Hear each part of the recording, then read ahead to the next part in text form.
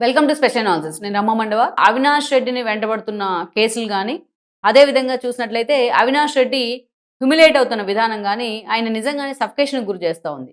అసలు ఒక దశలో ఆయన్ని జగన్మోహన్ రెడ్డే పక్కన పెడతారు అన్న ప్రచారం గూడా జరిగింది. అలాంటి పరిస్థితిలో స్వయంగా అవినాష్ రెడ్డే చాలా విషయాల్లో ఆయన కన్ఫెస్ అవుతా ఉన్నాడు బయటకొచ్చి. ఇక ఈ క్రమంలోనే నేను కడప బాధ్యతలు కూడా నిర్వర్తించే పరిస్థితిలో లేను అనే విధంగా జగన్మోహన్ రెడ్డి తనను కలిసిన సన్నిహితులతో వాపోతున్నారనేది స్థానికంగా జరుగుతున్న ప్రచారం. అందుకు చాలా రీజన్స్ ఉన్నాయి. అవేంటో కూడా మనం చెప్పుకునే ప్రయత్నం చేద్దాం. ఇక్కడ చూసినట్లయితే నిజానికి వైఎస్ రాజశేఖర రెడ్డి ఉన్నప్పుడు కొంత మనం ఫ్లాష్ బ్యాక్‌లోకెళ్తే రాజశేఖర రెడ్డి ఎప్పుడూ కూడా తన బ్రదర్స్ అంతమంది ఉన్నా, తన కజిన్స్ ఉన్నా ఎక్కువగా వివేకానంద రెడ్డికి ఆయన ప్రాధాన్యత ఇచ్చేవాళ్ళు. ఆయన ఎంపీగా పనిచేశారు, ఎమ్మెల్యేగా పనిచేశారు, పులివెందుల నుంచి రిప్రజెంట్ చేశారు, కడప నుంచి కూడా రిప్రజెంట్ చేశారు. అలా అత్యంత సన్నిహితుడైన వ్యక్తి ఎవరు అంటే వైఎస్ రాజశేఖర రెడ్డికి వివేకానంద రెడ్డి. అయితే వైఎస్ చనిపోయిన తర్వాత జగన్మోహన్ రెడ్డి కాంగ్రెస్ నుంచి బయటకొచ్చి పార్టీ పెట్టిన క్రమంలో ఆ రోజు వివేక్ అప్పటికి కాంగ్రెస్‌లోనే ఉండిపోయారు. ఆ రోజు కిరణ్ కుమార్ రెడ్డి క్యాబినెట్‌లో ఆయన మంత్రిగా కూడా పనిచేయడం జరిగింది. ఆ రోజు విజయమ్మ పులివెందుల నుంచి పోటీ చేస్తే బై ఎలక్షన్స్‌లో కాంగ్రెస్ నుంచి వివేకానంద రెడ్డే పోటీ చేయడం జరిగింది. ఆబ్వియస్లీ ఈ విషయంలో జగన్మోహన్ రెడ్డికి, వివేకానంద రెడ్డికి మధ్య కొంత క్లాష్ అయితే వచ్చింది. ఇక 2019 ఎన్నికల్లో జగన్మోహన్ రెడ్డి ప్రతిపక్షానికి పరిమితమైన తర్వాత ఎప్పుడైతే వివేకానంద రెడ్డి కాంగ్రెస్‌లో ఉండిపోయారో, ఏదైతే వైఎస్ రాజశేఖర రెడ్డికి ఇంకో కజిన్ అయిన భాస్కర్ రెడ్డి లాంటి వాళ్ళు తన కొడుకుతో పాటు జగన్మోహన్ రెడ్డి వెంట నడవడం జరిగింది. ఈ క్రమంలోనే ఫస్ట్ నుంచి కూడా అవినాష్ రెడ్డి అండ్ ఆయన నాన్న అయిన భాస్కర్ రెడ్డి, జగన్మోహన్ రెడ్డి క్లోజ్ అవుతూ వచ్చారు. 2019 ఎన్నికల్లో జగన్మోహన్ రెడ్డి ప్రతిపక్షానికి పరిమితమైన తర్వాత వివేకానంద రెడ్డి ఆ రోజున వైఎస్ఆర్‌సీపీతోని అసోసియేట్ అయ్యే ప్రయత్నం చేశారు. 2014 ఎన్నికల్లో. అప్పటి నుంచి కూడా ఆయనకు పార్టీలో బాధ్యతలు పెద్దగా లేకపోయినప్పటికీ ఎమ్మెల్సీగా పెట్టారు. జగన్మోహన్ రెడ్డి ఆయన ఓడిపోయారు. సో పెద్దగా బాధ్యతలేమీ లేకపోయినప్పటికీ అటు షర్మిల వైపు, విజయమ్మకి అండగా ఉండే ప్రయత్నం చేసేవాళ్ళు. ఎప్పుడైతే మళ్ళా వివేకానంద రెడ్డి జగన్మోహన్ రెడ్డికి దగ్గర అవుతూ ఉన్నారో ఆబ్వియస్లీ అటు భాస్కర్ రెడ్డి, అవినాష్ రెడ్డి హవాకి చెక్ పడుతూ వచ్చింది. ఎందుకంటే అవినాష్ రెడ్డి అప్పటికే ఎంపీగా గెలుచున్నారు కడపలో. కడపలో ఉన్న అన్ని కాన్స్టిట్యున్సీల పరిధిలో మొత్తం ఆయన హవానే కొనసాగుతూ ఉండేది. తన తండ్రి కూడా ఆయన తరపున మేనేజ్ చేస్తూ ఉండేవాళ్ళు. ఈవెన్ జగన్మోహన్ రెడ్డి ప్రతిపక్ష నేతగా ఉన్నారు కాబట్టి, అటు పాదయాత్ర లాంటి అంశాల్లో బిజీగా ఉన్నారు కాబట్టి, ఆ రోజున పులివెందుల బాధ్యతలు కూడా అవినాష్ రెడ్డికే ఇవ్వడం జరిగింది. సో పులివెందులకు కూడా ఆయనే ఇన్ఛార్జ్‌గా వ్యవహరిస్తూ వచ్చారు. అనఫిషియల్ ఎమ్మెల్యేగా కూడా వ్యవహరిస్తూ వచ్చారు. ఇక అలా ఆ ఈగోస్, ఆ క్లాషెస్ తెర మీదకొస్తా ఉన్నాయి. షర్మిలకు కడప ఎంపీ టికెట్ ఇవ్వమని చెప్పి 2019 ఎన్నికల సమయంలో అంతకంటే ముందుగా వివేకానంద రెడ్డి కోరారు అనేది అందరికీ తెలిసిన విషయమే.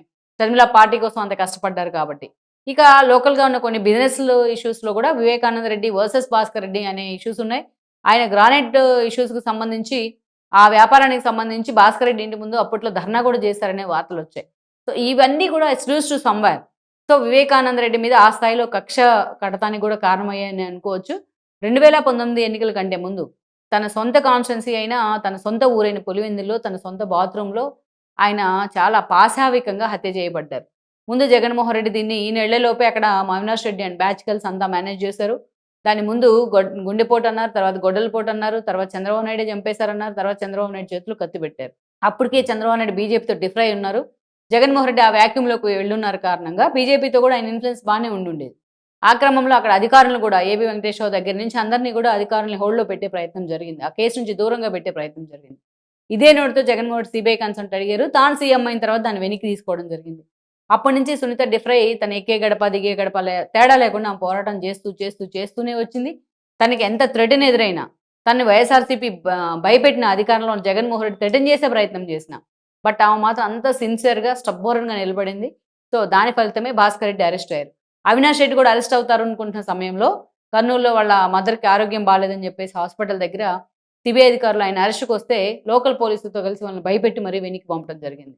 ఇలాంటి చరిత్రను మనం ఎక్కడా చూడం. ఏపీలో తప్ప, జగన్మోహన్ రెడ్డి హయాంలో తప్ప. సీబీఐ అధికారులను బెదిరించడం అనేది. అక్కడి నుంచి మనం చూస్తే ఇదే అస్త్రంగా చేసుకొని అటు షర్మిల ఎంపీగా నిలబడ్డారు అవినాష్ రెడ్డి మీద. ఇటు సునీత కూడా షర్మిలతో జత కలిసారు.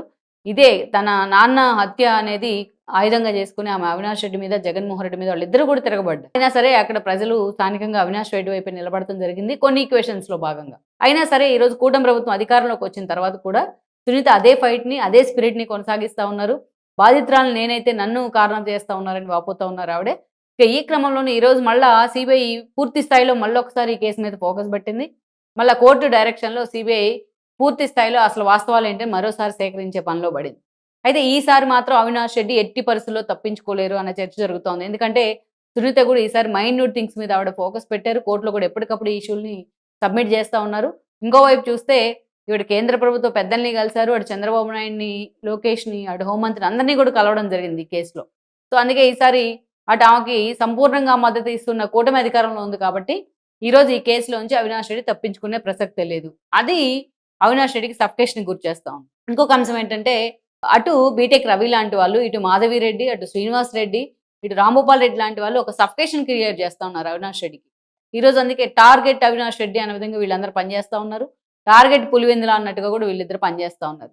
ఇది అటు రాజకీయంగా ఆయనకి చాలా సఫ్కేషన్ అవినాష్ రెడ్డికి. ఆయన ప్రతిరోజు కూడా ఈరోజు సతీష్ రెడ్డి లాంటి వాళ్ళు సపోర్ట్‌గా ఉన్న సతీష్ రెడ్డి వర్సెస్ అవినాష్ రెడ్డి అనే ఈక్వేషన్ కూడా అక్కడ కనిపిస్తా ఉంది మనకు. సో, ఈ యాంగిల్‌లో పూర్తి స్థాయిలో ఆయన అంతకుముందులాగా ఒక ఫ్రీగా తన పాలిటిక్స్ చేయలేకపోతా ఉన్నారు. ఆ విషయంలో మాత్రం ఆయన నిజంగానే సఫ్కేషన్ ఫీల్ అవుతా ఉన్నారు. ఇంకోవైపు వివేకానంద రెడ్డి కేసులో ఎప్పుడు ఏమొచ్చి పడుతుందో, ఎప్పుడు తాను జైలుకి వెళ్లాల్సి వస్తుందో అన్న బాధ ఆయనలో ఉంది. ఇక ఇవన్నీ పక్కన పెడితే పులివెందుల ఉప ఎన్నిక జరిగింది. ZPTC and Vontimitta 2. పులివెందుల ఉప ఎన్నికను అవినాష్ రెడ్డి దగ్గర నుండి చూసుకున్నారు. జగన్మోహన్ రెడ్డి రమ్మంటే రారు గానీ పాపం అవినాష్ రెడ్డికి బాధ్యతలన్నీ ఇచ్చున్నారు. ఈ సమయంలోనే వివేకానంద కేసు చర్చ జరుగుతున్న క్రమంలో అవినాష్ రెడ్డి సరిగ్గా అక్కడ ఫోకస్ పెట్టలేకపోయారు. ఫోకస్ పెట్టిన ఆ రోజు టీడీపీ వన్ సైడ్‌గా ఆ సీట్లను గెలుచుకుంది. ఇలాంటి సందర్భంలో అవినాష్‌కి జగన్మోహన్ రెడ్డి క్లాస్ తీసుకున్నారన్న ప్రచారం కూడా జరిగింది. మొత్తం లెఫ్ట్ అండ్ రైట్ తీశారన్న ప్రచారం కూడా జరిగింది. ఇదొక ఎత్తైతే, ఇక్కడ మనం చూస్తే చాలా ఇక మెజారిటీ కడప అసెంబ్లీ సీట్‌లో కూడా ఈరోజు మాధవి పూర్తి స్థాయిలో తన స్థానాన్ని పదిలం చేసుకుంటా ఉన్నారు. అవినాష్ రెడ్డి కడప ఎంపీగా ఉన్నా ఆయన పెడుతున్న ఫోకస్ అంతా కూడా ఈరోజు బూడిదలో పోసిన పన్నీరే అవుతా ఉంది. నెక్స్ట్ పులివెందుల మున్సిపాలిటీ అనే విధంగా లోకేష్ టార్గెట్లు కూడా పెడతా ఉన్నారు. ఇలాంటి పరిస్థితుల్లో ఆయన నిజంగానే సఫ్కేషన్ ఫీల్ అవుతా ఉన్నారు. చాలా ప్రెజర్ ఫీల్ అవుతా ఉన్నారు. ఇదే బాధ రూపంలో బయటకు వస్తా ఉంది. ఈరోజు అవినాష్ రెడ్డి మేము నరకం చూస్తా ఉన్నాం. నాకు వివేకం బాబాయ్ కేసుకి ఎలాంటి సంబంధం లేదు. అయినా సరే మేము నరకం చూస్తా ఉన్నాం అంటూ కూడా వాపోతా ఉన్నారు. ఇక జగన్మోహన్ రెడ్డి కూడా అనేక కీలక ఇష్యూల్ని ఈరోజు చూస్తే ఎలాంటి సంబంధం లేకుండా అవినాష్ రెడ్డికి జమ్ములమడి ఇన్ఛార్జ్‌గా రాంప్రసాద్ రెడ్డిని ప్రకటించడం జరిగింది. అటు సుధీర్ రెడ్డి లాంటి వాళ్ళు అవినాష్ రెడ్డికి ఏమో క్లోజ్. సో, ఈ ఇష్యూలన్నీ అవినాష్ రెడ్డి డైజెస్ట్ చేసుకోలేకపోతా ఉన్నారు. అందుకే కడప బాధ్యతల నుంచి నేను తప్పుకుంటా అని చెప్పి ఆయన తన సన్నిహితులతో మాట్లాడుతూ ఉన్నారు. జగన్మోహన్ రెడ్డికి ఇండైరెక్ట్‌గా ఒక మెసేజ్ పంపించే ప్రయత్నం అయితే చేస్తూ ఉన్నారు. లెట్స్ సీ మరి ఈ విషయంలో జగన్మోహన్ రెడ్డి తన బ్రదర్ అవినాష్ భవిష్యత్తుకు సంబంధించి ఎలాంటి నిర్ణయం తీసుకుంటారనేది మనం చూడాలి. ఈ వీడియో మీకు నచ్చినట్లయితే please share, like and subscribe R24 Telugu.